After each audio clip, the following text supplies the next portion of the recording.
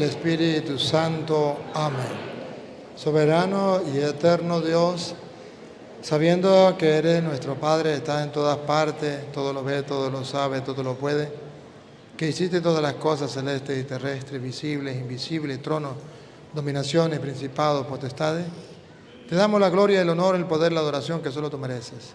Y te suplicamos que tu Santo Espíritu nos abra el entendimiento para poder entender las Escrituras con más claridad y disfrutar de ellas. Oh Dios, que tu Santo Espíritu nos llene de tu luz y de tu sabiduría. Amén. Amén. Gloria al Padre, al Hijo y al Espíritu Santo. En el nombre del Padre, del Hijo y del Espíritu Santo. Amén. Pueden sentarse. Si hay algún hermano separado que está acompañándonos hoy, le invitamos a que pase a hacer alguna pregunta si quiere. Puede pasar a hacer una pregunta. Le damos la oportunidad a ellos primero, pues son los invitados. Y si no, pues entonces los católicos. ¿Hay algún hermano separado que esté presente y que nos quiera hacer una pregunta? Que levante la mano. Bueno, entonces vamos por aquí. Vamos por el lado, por aquí por el lado. Por aquí por el lado derecho, las personas que quieran preguntar, pueden pasar a hacer la fila por aquí, para que hagan su pregunta. Y yo, pues con todo el cariño, trataré de responderle. El que quiera, por aquí puede hacer la pregunta. Si no preguntan ustedes, les voy a preguntar yo. Venga, pase por aquí, por aquí.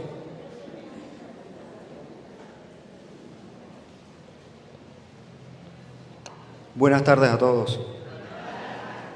Bueno, la pregunta que yo quiero hacer es sobre, bueno, yo estoy claro, pero para que nuestros hermanos separados pues vean, ¿no? Que ellos pues no están nada claros.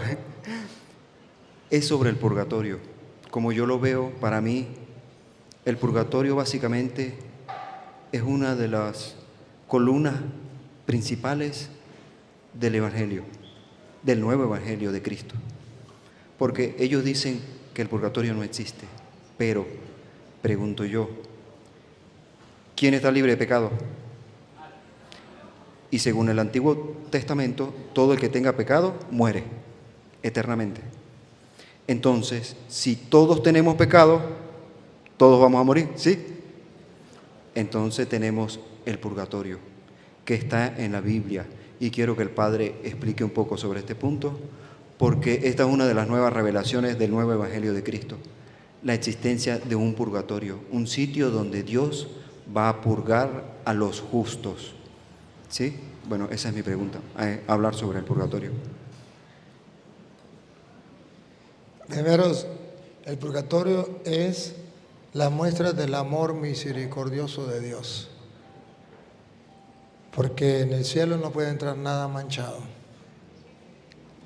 Y si no puede entrar nada manchado, digo Jesús, el que esté en pecado que lance la primera piedra, pues todos somos pecadores. Y el Señor nos brinda una oportunidad más.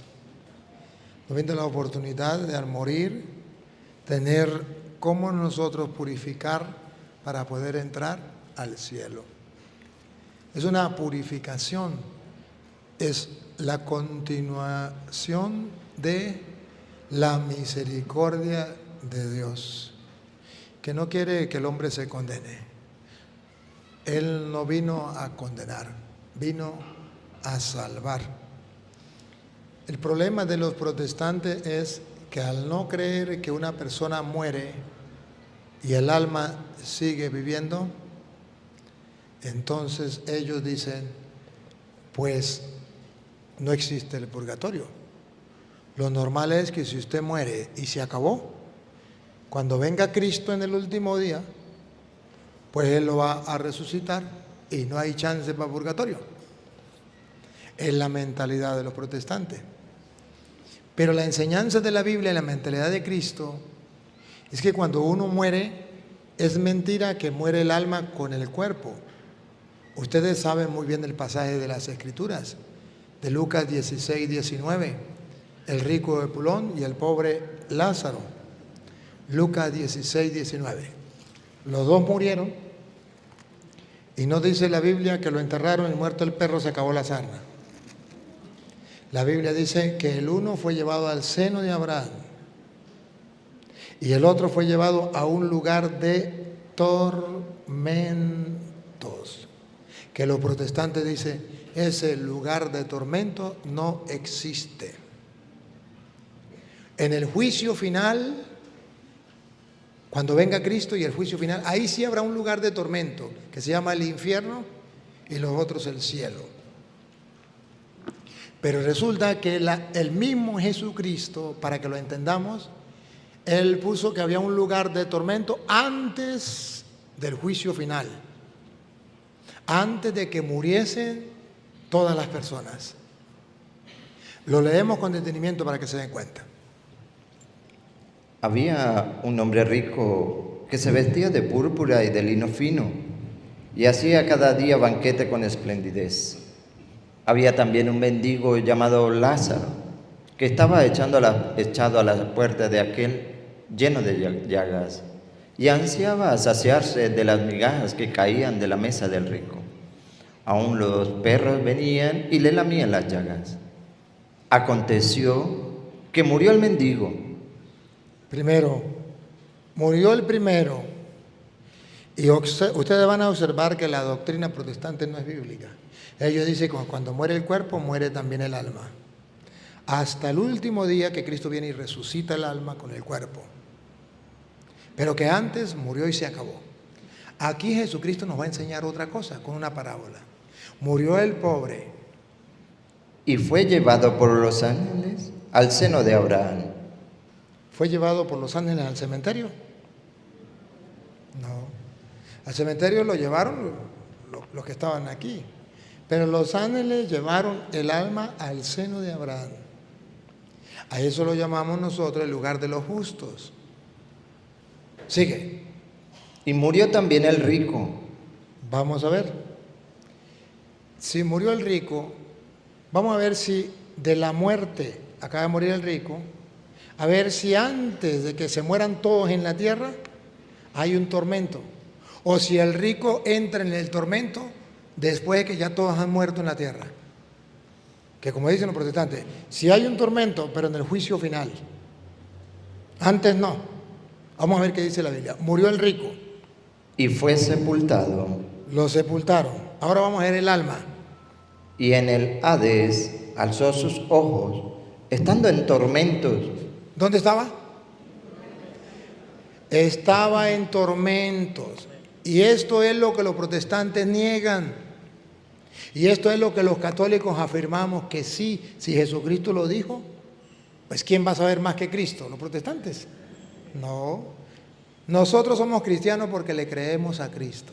Los protestantes no le creen a Cristo. Y aquí dice Cristo que el rico fue llevado a un lugar de tormentos.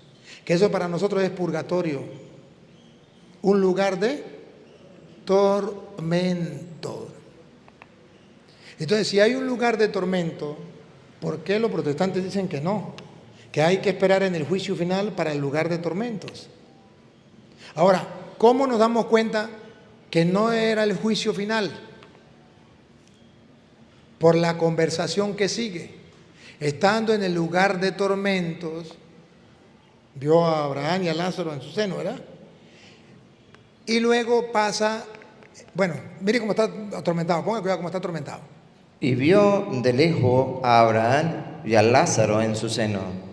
Entonces él, dando voces, dijo: Padre Abraham, ten misericordia de mí y envía a Lázaro para que moje la punta de su dedo en agua y refresque mi lengua, porque estoy atormentado en esta llama.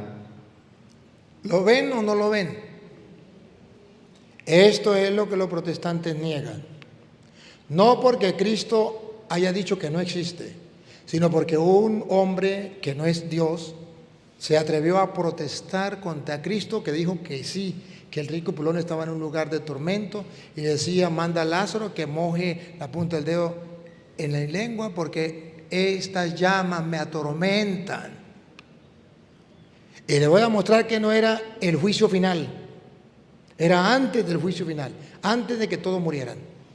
Pero Abraham le dijo: Hijo, acuérdate que recibiste tus bienes en tu vida y Lázaro también males, pero ahora este es consolado aquí y tú atormentado.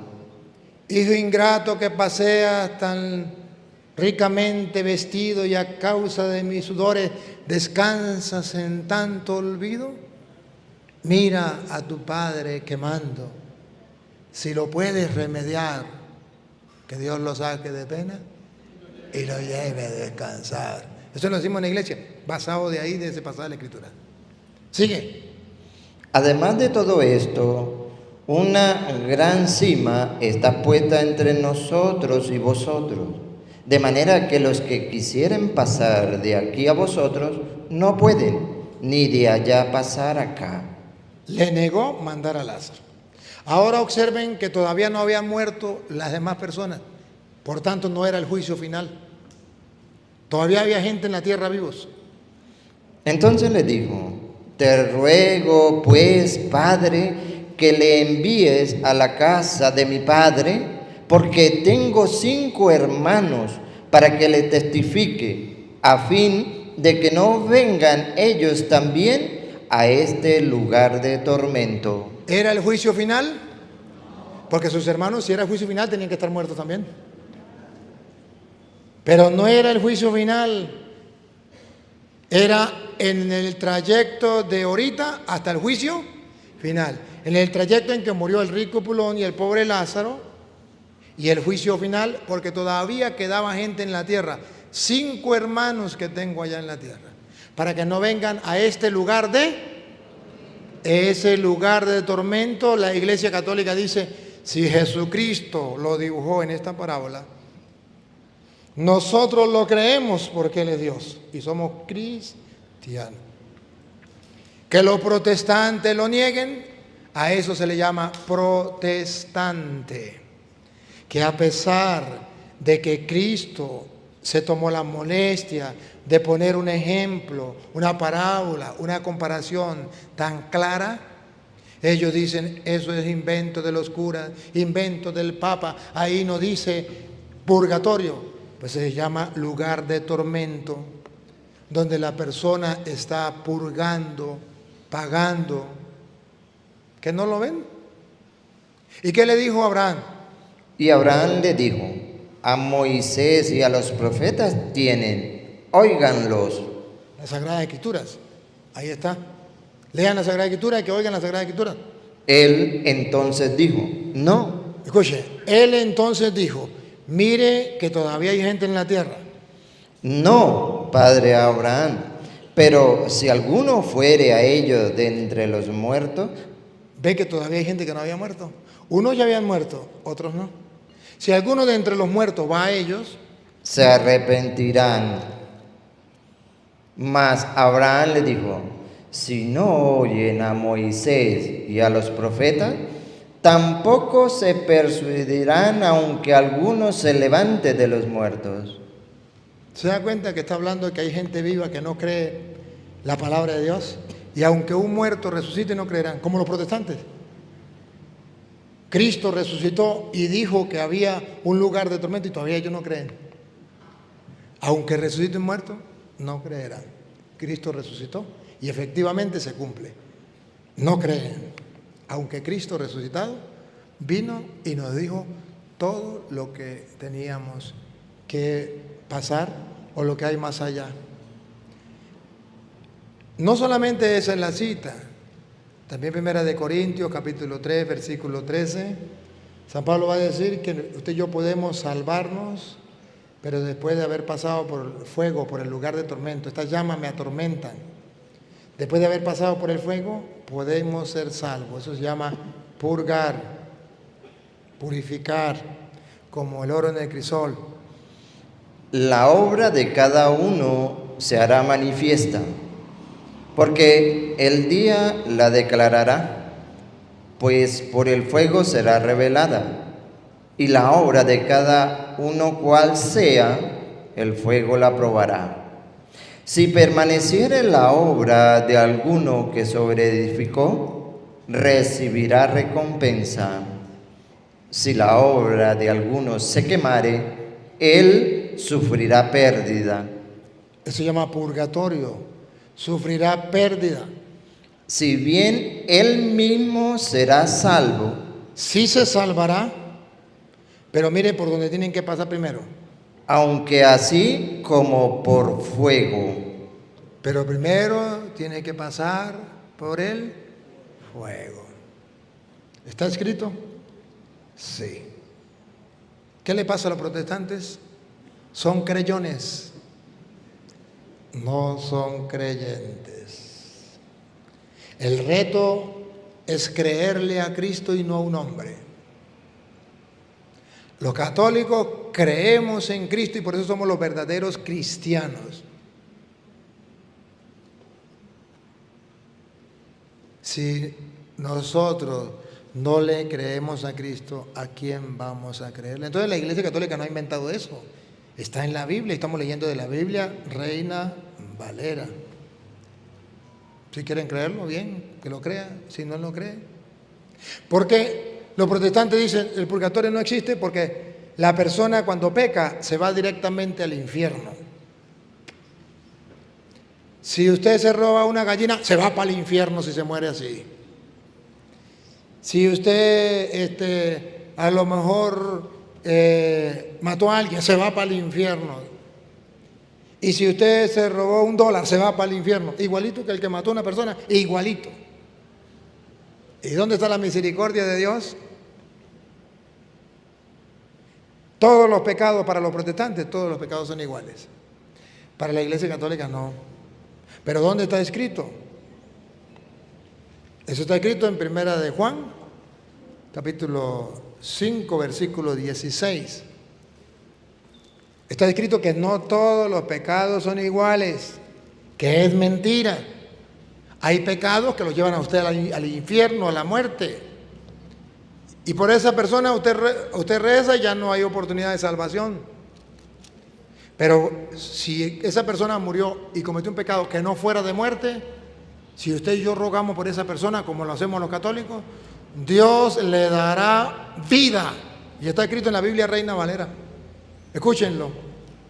Si alguno viere a su hermano cometer pecado que no sea de muerte, Ya puso un grupo de pecados. Pecado que no sea de muerte. Para los protestantes, todos los pecados llevan al infierno. pedirá y Dios le dará vida.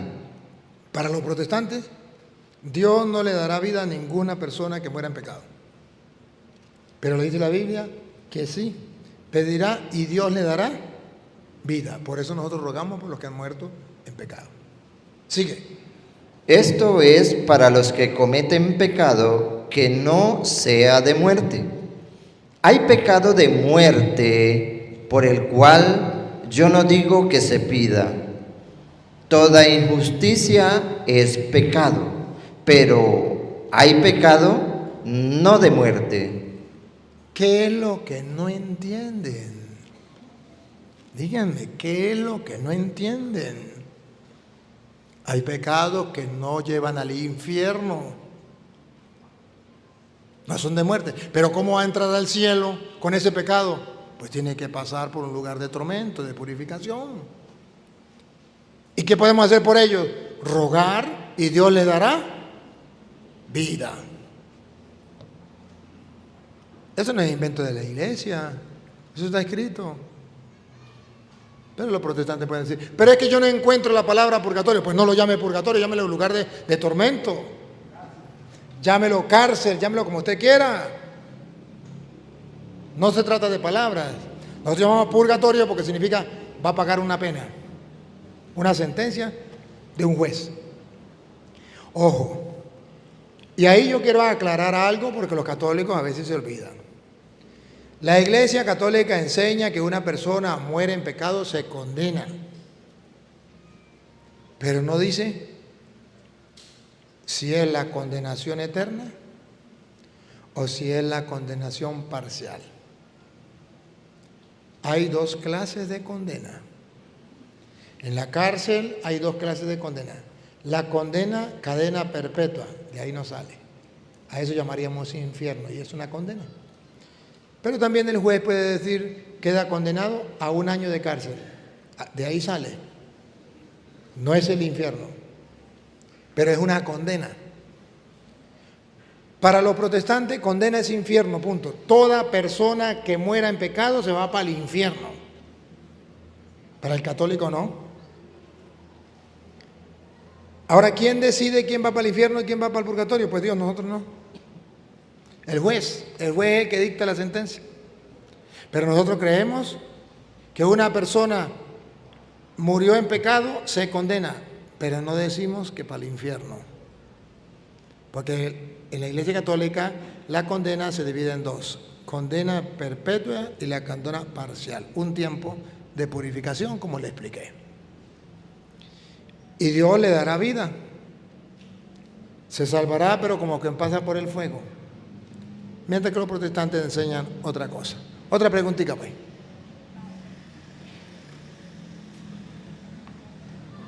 Buenas tardes. Quiero que me explique sobre el paralelismo entre María y su hijo que es Jesús. Es decir, Jesús mamó, por decirlo así, las virtudes de María. Y ¿Jesús qué? el paralelismo. ¿Jesús qué? Jesús mamó, observó lo que María, lo que era ella, sus virtudes. El paralelismo entre ellos dos, o sea, las palabras que utilizaba ella las utilizó Jesús, es decir, la esclava del Señor, él decía, yo soy el esclavo del Señor, o sea, todo eso. Es que Jesucristo es un ejemplo para el creyente y para representarlo mejor, para el creyente de sexo masculino, y María para el creyente de sexo femenino, pero los dos compaginan en casi todo. Compaginan en casi todo. Jesús viene a hacer la voluntad del Padre, la Virgen María viene a hacer la voluntad del Padre, ¿verdad? Jesús viene a practicar la caridad, María viene a practicar la caridad. Entonces, todo lo que el uno vive, el otro vive. Es más todavía, podríamos decir que como humano Jesús aprendió muchas cosas de la Virgen María y ella enseñó, claro está. ¿Cuál es la diferencia? Gigante, Jesús es Dios y María no. ¿Cuál es la diferencia? Gigante. La diferencia entre María y Jesús, pues ustedes lo saben.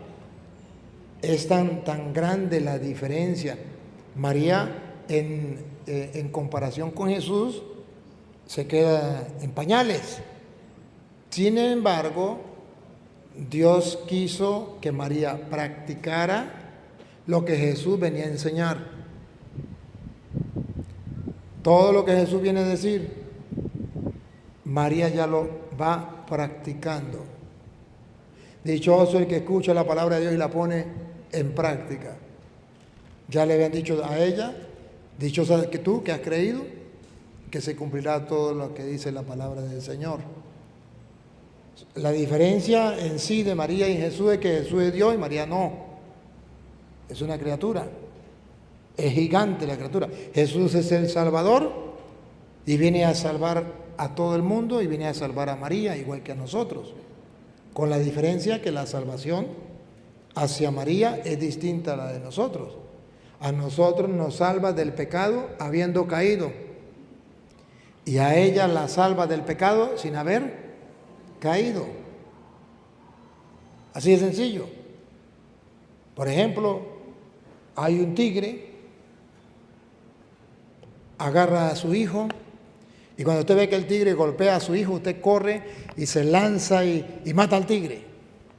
¿Salvó a su hijo o no lo salvó? Pero ya el tigre hirió a su hijo, usted lo agarra, lo lleva para el hospital y lo salvó. ¿Sí o no? Lo salvó. Otra manera de salvar, usted ve que viene el tigre a atacar a su hijo y usted se mete y mata al tigre antes de atacar al hijo, antes de herirlo. ¿Usted salvó al hijo o no lo salvó? Si usted no hubiese estado, lo mata. Pero usted lo salvó. Ahora pregunto, ¿el tigre tocó al hijo? No, entonces Jesús es el Salvador. Salvó a María antes, no permitió que el pecado la tocara.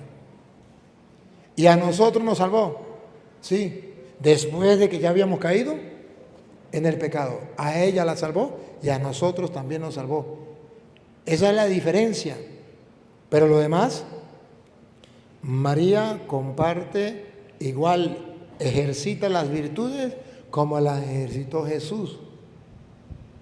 Trató de hacer el bien como lo hizo Jesús. Y ese es el paralelismo entre los dos, ciertamente. Otra preguntita, pues. Buenas tardes, padre. Buenas tardes a todos. Antes de hacerle la pregunta, yo empecé a seguirlo por una amiga que ahorita se encuentra en Chile. Ella se llama Libe Marcano y quería que usted le mandara un saludo. Pero antes de decirle, voy a leerle lo que ella mandó por un mensaje de WhatsApp. Naguará, ¿no le dijiste que tiene una fan aquí en Chile, que es uno de los sacerdotes que más admiro por su sabiduría? Ella se llama Lisbeth Marcano. Ah, bueno, Lisbeth Marcano, si ve este video, aquí estamos, aquí en la tierra suya, en la tierra de los guaros.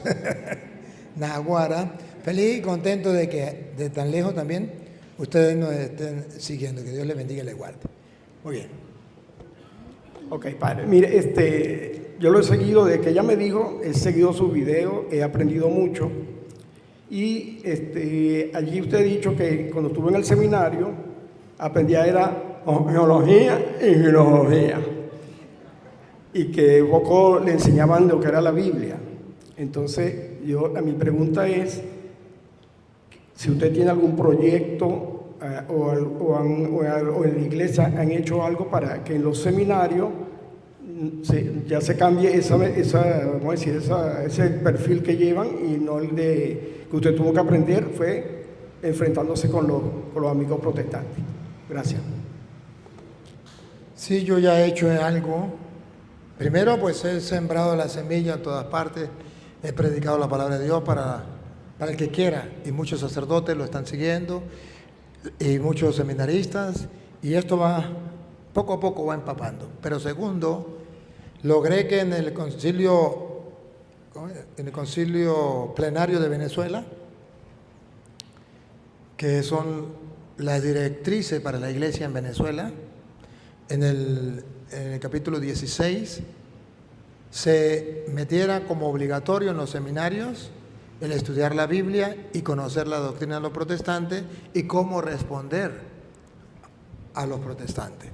Y que fuera también para los sacerdotes en las diócesis y que fuera también para los grupos de apostolado. Eso está escrito en el Concilio Plenario de Venezuela, que a lo mejor ustedes no conozcan, pero que existe.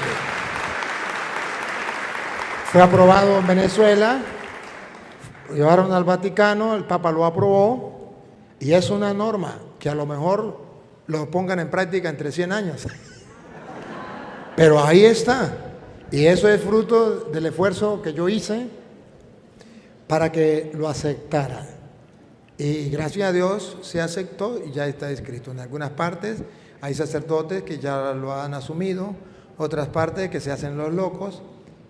Pero debo decirle y reiterarle, la teología sin Biblia es teología protestante o es teología atea.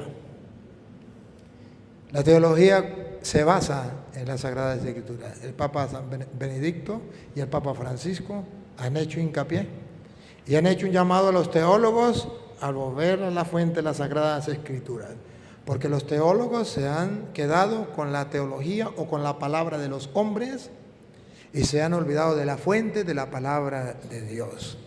Y eso es un error garrafal y estamos pagando las consecuencias. Y ciertamente que la filosofía es importante porque nos enseña a pensar y nos abre el entendimiento para la inteligencia, para después abarcar lo que es la teología. El error es quedarse con la filosofía, el error es quedarse con lo intelectual, y ese es el miedo que a mí me da, pero eso es la realidad que está pasando en los seminarios. Y el reto que tienen los formadores en los seminarios es que el muchacho estudie filosofía, pero que no se quede, no se estanque ahí, sino que al adquirir el conocimiento, el saber pensar, comience a leer las Escrituras y a pensar como piensa Dios, a sentir como siente Dios, a amar como ama Dios, tener el corazón de Dios. Y al estudiar teología, se preocupe por saber qué dijo Petronilo y qué dijo Pánfilo y compararlo con las Sagradas Escrituras y adquirir la riqueza de lo que piensa este con la que piensa este y lo que piensa ese. Lo digo por experiencia. Yo tuve un teólogo que me dio clase y me decía, hablaba por ejemplo de los sacramentos, nos daba sacramentos y era más ateo que nadie. Y decía, según el teólogo tal, la confesión es un invento de los hombres y eso no viene de Dios y no sirve para nada. Confesar con un hombre igual que uno, ¿para qué? Y citaba a los teólogos. Y entonces, pues yo no estaba de acuerdo. Y los muchachos decían, Toro, ¿ahora qué va a hacer? Y decía, y en el examen, cuando haga el examen, me responden lo que yo les he dicho y los teólogos que yo les he mostrado. El que me responda algo contrario, le pongo 0-1. Tiene que colocar lo que yo les he enseñado. Y los chamos se reían, Toro, ¿usted qué va a hacer? ¿Usted que la Biblia, qué va a hacer? Tranquilo, haga el examen. Según mi profesor, que es un mortal y se lo van a tragar los gusanos igual que yo, la confesión no está en la Biblia, Dios no dejó ese sacramento, no hay que confesar con un hombre, y y según el teólogo tal, y tal. Pero según la Sagrada Escritura, que es palabra de Dios en la cual yo creo, en Juan 20, 21 al 23, Jesús le dijo, como el Padre me envió a mí, yo los envío a ustedes, a quienes ustedes perdonen los pecados, le quedan perdonados, y a quienes no se los perdonen, le quedan sin perdonar. En Marcos 1, 4 dice que la gente iba a confesarse con Juan el Bautista, en Hechos 19, 18, dice que los creyentes iban y confesaban sus pecados, y Juan capítulo 1, versículo 9 en adelante, dice que si confesamos nuestros pecados, Él es fiel y justo para perdonar nuestros pecados. Y le colocaba así. El hombre se moría de rabia, pero yo le colocaba lo que él decía. No me podía raspar. Se moría de rabia. Pero es la filosofía es para la capacidad de pensar. Y por eso le doy gracias a la filosofía, porque me ayuda a pensar. Pero no me quedé ahí. A pensar cómo ingeniármela para burlarme de ese ateo que me estaba dando clase, llamándose teólogo. ¿Me capta? Entonces, es importante la filosofía, es importante la teología, pero ¿cuándo pierden el sentido o el valor? Cuando se sustituye la filosofía y la teología a la Biblia. Entonces ya se abandona la Biblia y se queda con la filosofía y teología. Eso yo lo llamo sabiduría humana. Y al leer la Biblia, usted adquiere la sabiduría divina, que está muy por encima de la sabiduría humana. Y ese es el reto que tenemos. También los teólogos, porque hoy día los laicos están estudiando teología, y es bueno. Y están estudiando filosofía, y es bueno. Pero exíjanle a sus maestros que la teología esté basada en la Sagrada Escritura. Porque la teología es es de Dios. Y logía, el estudio. La teología, el estudio de... ¿Y vamos a estudiar a Dios sin la Biblia? ¿Y la palabra de Dios? ¿Cómo vamos a hacer? Es una tontería. Es una tontería. Es como, para ponerlo así, me viene una idea, es como ser cristiano sin Cristo. ¿Para qué? Bueno, otra preguntita, pues.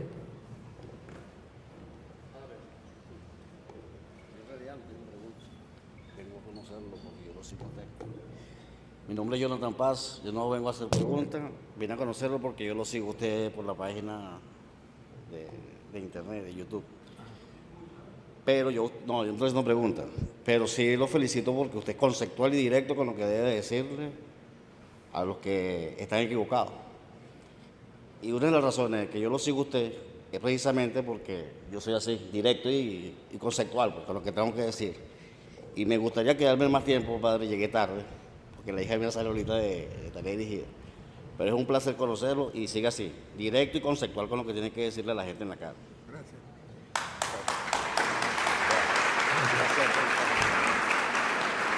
Y gracias, y quiero acotar algo. Lo que dice este hermano. Yo no tengo nada con mis hermanos contra mis hermanos sacerdotes, que algunos dicen que yo tengo algo contra hermanos sacerdotes porque les digo la verdad. O contra los obispos, los pastores. Dios me libre de estar en contra de los pastores de la iglesia, que son los obispos directamente. No, señores. Yo estoy en contra de aquellos sacerdotes que distorsionan el Evangelio o que no enseñan el Evangelio. Igualmente aquellos obispos que no enseñan el Evangelio o que abusan de autoridad y se crean con eso. De eso sí estoy en contra. Amo a mis hermanos sacerdotes. Y porque los amo les digo la verdad y los llevo a la reflexión. Amo a los hermanos obispos. Porque los amo les digo la verdad y los llevo a la reflexión. No porque yo sea más que ellos, sino porque yo soy igual que ellos, profeta de Dios. No porque yo sea un impecable. No, yo soy un pecador igual que ellos, pero con un deseo de ser santo y tratando de buscar la santidad, creyendo en la palabra de Dios y tratando de practicar lo más que pueda la palabra de Dios. Invitándoles a ellos también a vivir el Evangelio, a leer el Evangelio y a vivirlo. Y además diciéndoles que leyendo el Evangelio y viviéndolo, yo he sido muy feliz y soy muy feliz. Y este año, el año que viene cumplo 25 años, boda de plata, de ser sacerdote. Felizmente sacerdote, 25 años, muy feliz y agradecido con Dios. ¿Por qué? Porque trato de creerle al Evangelio, esto me hace sumamente feliz y quisiera que ellos también lo fueran. Entonces, nunca piensen que yo les digo la verdad por mal o por hablar mal de ellos, no, lejos de mí. Digo la verdad para vernos en un espejo y reflexionar. Porque si no nos decimos la verdad nosotros mismos y si no nos examinamos y si no nos miramos en el espejo de la palabra de Dios, ¿cómo hacemos para corregirnos? Seremos unos hipócritas. Y yo agradezco cuando alguien me dice algo, cuando un sacerdote me dice, me llama la atención con fundamento, y me dice, o un obispo, y me corrige, yo se lo agradezco. Pero no que me corrija por simplemente por decir yo soy obispo y usted es cura y ya, no. Me corrija y me diga, mira, esto está escrito aquí, o esto la iglesia enseña esto, usted esto. Bueno, perfecto. ¿Por qué no? Tenemos que dejarnos, nunca uno se lo sabe todas, nunca. Pero sí estoy dispuesto a aprender. Pero también yo llamo a la reflexión. Entonces yo le pido perdón a aquellos que creen que es que a lo mejor yo estoy en contra de mis hermanos sacerdotes, Dios me libre de eso. Los amo y valoro lo que son ministros de Dios, sacerdotes del Dios Altísimo, igual que los obispos, y para mí valen oro. Los sacerdotes, los obispos valen oro. Pero sí es la reflexión de que todos tenemos que aprender en la vida. Y también la reflexión de que la verdad es verdad a pesar de lo que sea. Y yo tengo que decirle la verdad a un sacerdote, se la digo, a un obispo se la digo. Yo no tengo pelo en la lengua, no. Porque la verdad es verdad. Guste o no guste, la verdad es verdad. Y a ustedes también les digo la verdad. Y a los protestantes les digo la verdad. Y me gusta que me digan la verdad. Y si yo estoy en un error, me gusta que me corrijan. Me encanta, me fascina. Porque necesitamos todos buscar la verdad. Jesús es el camino, la verdad. Buenas tardes, Padre. Buenas tardes a todos. En nombre de acá, de la comunidad de Caudare, acá en el Estado Lara, nos sentimos orgullosos y honrados que usted esté compartiendo con nosotros acá. No digamos una pregunta, sino que usted nos ilustre al respecto, y en lo especial a mí. Es con respecto al bautismo, porque yo lo veo en tres contextos. El bautismo en la Iglesia Católica, de donde venimos nosotros los cristianos. También los evangélicos hablan del bautismo, del evangelio también, los que se convierten y los bautizan. Y también qué recomendación a aquellas personas que aún a la edad que tienen, que conozco mucho y quizás muchos de nosotros lo tienen, no han sido bautizados. ¿Qué recomendación nos podría dar y una tareita que, bueno, que es algo muy, muy particular, una tarea que me gustaría que me orientara. Yo pertenezco a una comunidad eucarística de la Parroquia Sagrada Familia de los Rastrojos y tenemos un proyecto de la construcción de una capilla en honor a los niños neonatales en la población de El Manzano, si existe alguna institución, algo que podamos tocar, porque ya hemos tocado bastantes instituciones y no ha... Yo no conozco ninguna. No conozco ninguna ni tengo contacto con ninguna. Yo trabajo simplemente sin institución. Yo trabajo lo que llama la divina providencia. Dios mueve los corazones de la gente y un día alguien dice quiero ayudarle en esto y entonces ayudamos en esto. Y más todavía, cuando necesitamos algo, Dios mueve el corazón y lo que necesitamos nos lo mandan y ya. Así que trabajamos nosotros. Nosotros no tenemos, ni conozco nada de eso. Si no, pues le diría, no tengo contacto de nada. El bautismo, ¿qué le diría yo a esa persona que no ha sido bautizada?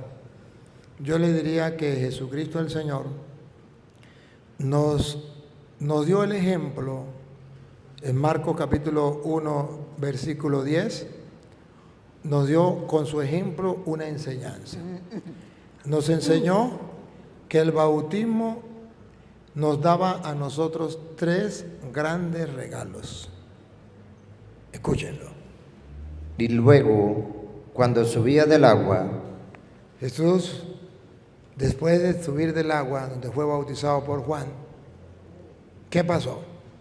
vio abrirse en los cielos. Teológicamente, ¿por qué se abren los cielos cuando Jesús se bautiza? Vio que se abrieron los cielos. Pregunto, ¿de dónde venía Cristo? Del cielo. Entonces el cielo no estaba abierto. Para Él. Para Él estaba abierto. Entonces, ¿para quién se abrió el cielo? Para Él no. Para todos los bautizados. Se abren las puertas del cielo. Si creemos eso, porque ahí está escrito, pues entonces yo ya soy una persona adulta, no me he bautizado. Pues yo digo, caramba, yo quiero hacer un ejercicio, esto es de fe. Hago un ejercicio, ¿creo o no creo? Si creo, soy creyente, si no creo, soy creyón. Pero tengo que creer, porque si no, ¿quién me va a salvar? Se abrieron las puertas del cielo. Segundo, cuando se bautizó Cristo. Y al Espíritu como paloma que descendía sobre él. Pregunto, ¿es que Cristo no tenía el Espíritu Santo?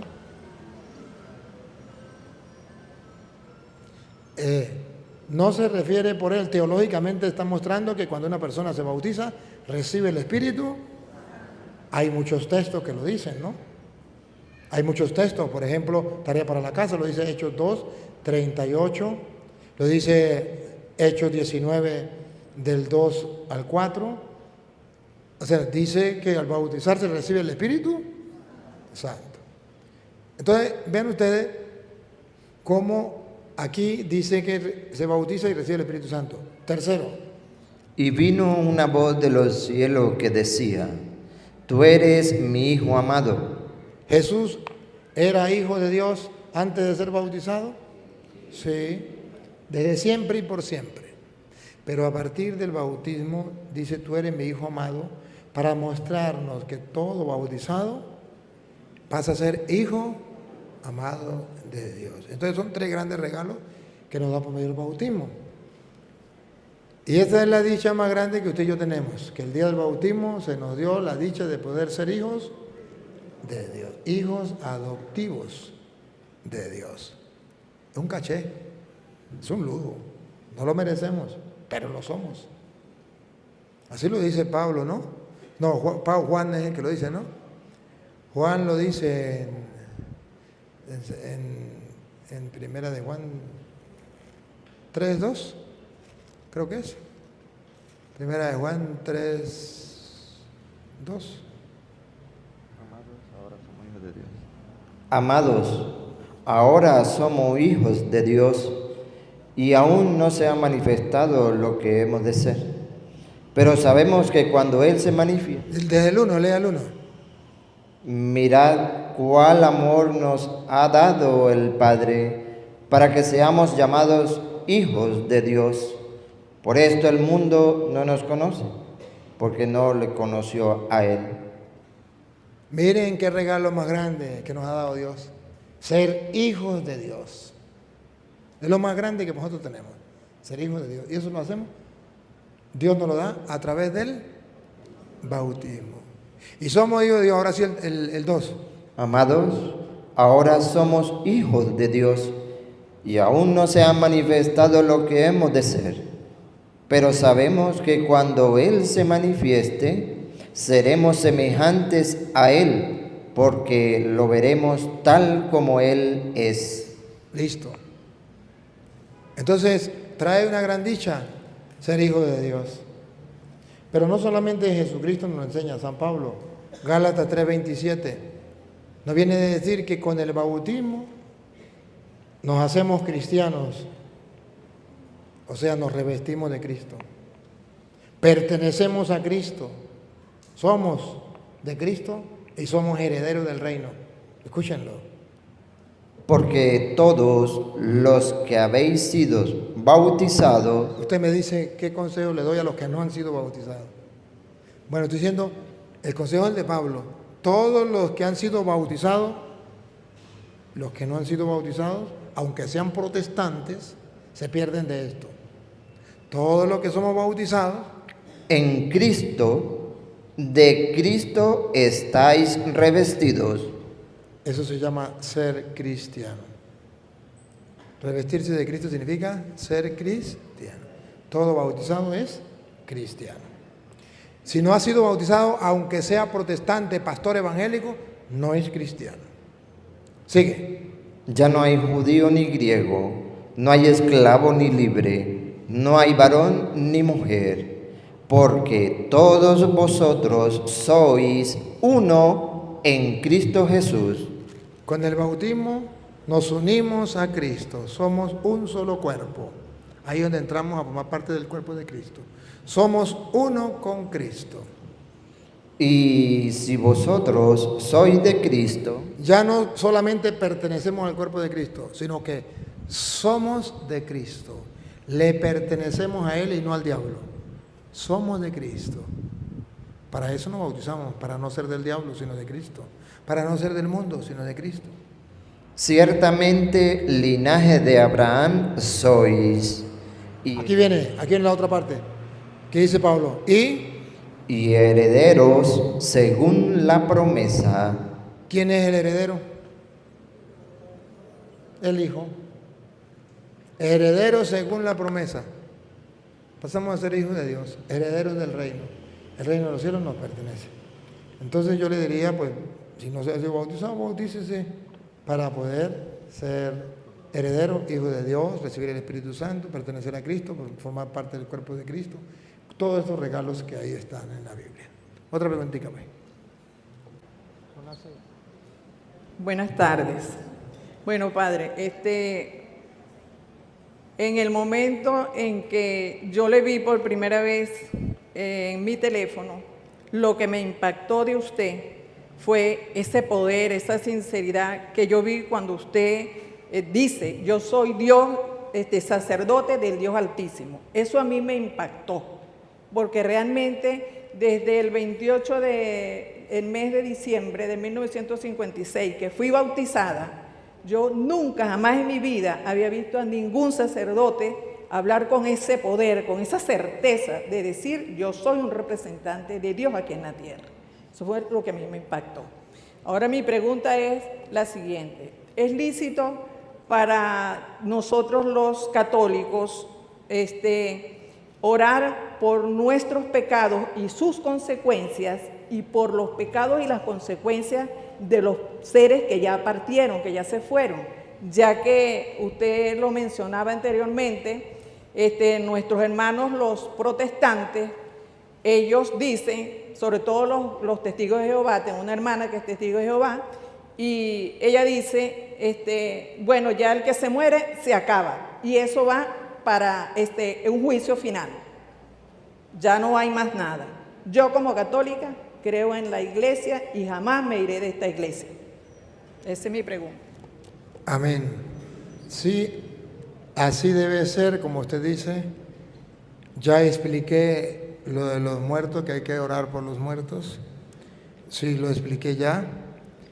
Y es un error, porque ellos dicen que en el juicio final y ya no más. Cuando muere se acabó, eso es mentira. Incluso usted puede ver que las almas de los que han muerto, según dice Apocalipsis capítulo 9, versículo 6, o al revés, no 6, 9 creo que es, o 9, 6, sino es blanco en negro. Dice que las almas de los que han muerto están esperando, están vivas, están esperando. 6:9. Cuando abrió el quinto sello, vi bajo el altar las almas de los que habían sido muertos. Que los testigos de Jehová dicen que muere el alma también cuando muere el cuerpo. Pregúnteme si me importa. Los engañaron. Ahí está en la Biblia. Las almas de los que han muerto, los vi. Vi bajo el altar las almas de los que habían sido muertos por causa de la palabra de Dios y por el testimonio que tenían. Y clamaban a gran voz diciendo: ¿hasta cuándo, Señor santo y verdadero, no juzga y vengan nuestra sangre en los que moran en la tierra? Todavía no era el juicio. Y estaba pidiendo a los que moran en la tierra que cuando lo va a llamar a cuentas. Todavía no era el juicio de eso que dicen los testigos, va que es en el juicio final. Sigue. Y se les dieron vestiduras blancas y se les dijo. A ver, ¿qué se les dijo? Atención, miren lo que se les dijo. Que descansasen todavía un poco de tiempo hasta que se completara el número de sus consiervos. Que se esperen, descansen hasta que se mueran los demás. Oh, no. Por eso decimos que descansen. Eso es de Apocalipsis. Que en paz descanse. ¿De acuerdo? Cuando una persona muere, le colocan en la lágrima QEPD, que quiere decir que en paz descanse. Pero también quiere decir quedan estos para después. Y ahí viene la lista. Vamos a darle gracias al Señor, pues, porque se nos acabó el tiempo. Señor Dios omnipotente, mil gracias, porque nos ha permitido compartir tu palabra con nuestros hermanos, y tu palabra es lámpara para nuestros pasos, luz en nuestros senderos. Te pedimos que esta semilla que se ha sembrado tú mismo la haga crecer. Que todos los hermanos que nos siguen a través de las redes sociales, los que están aquí presentes, acrecienten su fe, su esperanza y su amor, crean en el Evangelio y abandonen las tinieblas del error y se dejen guiar por la luz de la verdad de tu palabra. Y a ti, Dios, que quiere que todos los hombres se salven y lleguen al conocimiento de la verdad, a ti sea la gloria, el honor, el poder, la adoración por los siglos de los siglos. El Señor esté con ustedes. La bendición del Dios Todopoderoso, Padre, Hijo y Espíritu Santo, descienda sobre ustedes, les acompañe para siempre. Amén. Los que nos siguen a través de las redes ahorita, darle me gusta, suscribirse, compártelo con los demás. Y si quiere alguno colaborar con la obra que llevamos aquí en Venezuela con los pobres, al teléfono, pueden contactarse al teléfono más 58 414 7225 821 o más 58 416 577 0195. Felicidades. Dejamos al Padre, pues, para que nos digan las otras información.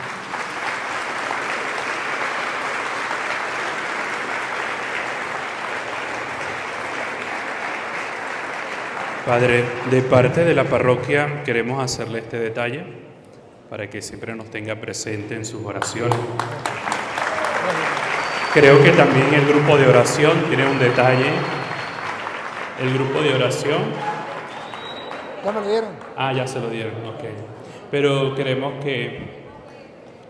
ver qué es lo que hay ahí.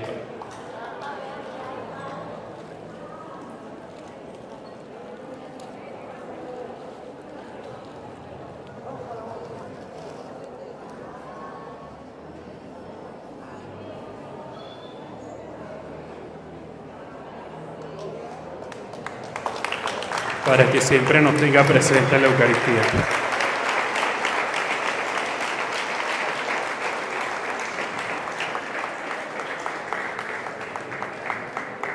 Ese es como un corporal.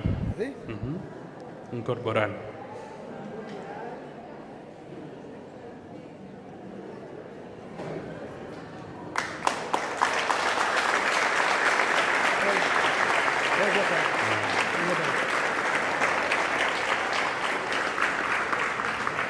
Bueno, agradecido primeramente a Dios por esta oportunidad, al Padre Luis Toro por aceptar la invitación, agradecido también con cada uno de ustedes por hacer partícipes de esta actividad. Que Dios les bendiga